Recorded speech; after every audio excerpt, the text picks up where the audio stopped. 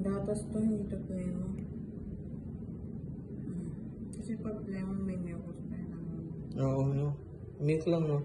So, kung ini-intake niya kanina, oral, sinuka lang niya.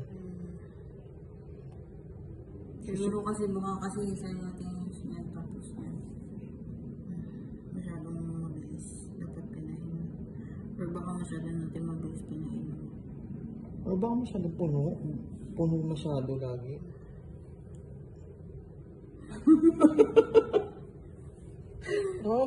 Hindi na ako yan ang gagawin sa'yo.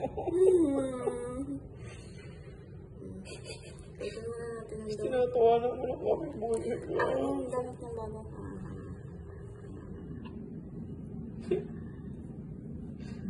Tinatawanan lang tayo. Pero pupunasan mo katawan niya eh. Kasi may lungad siya eh.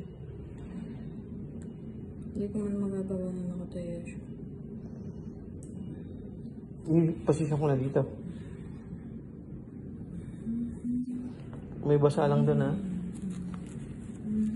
Tanggalin mo, di ba?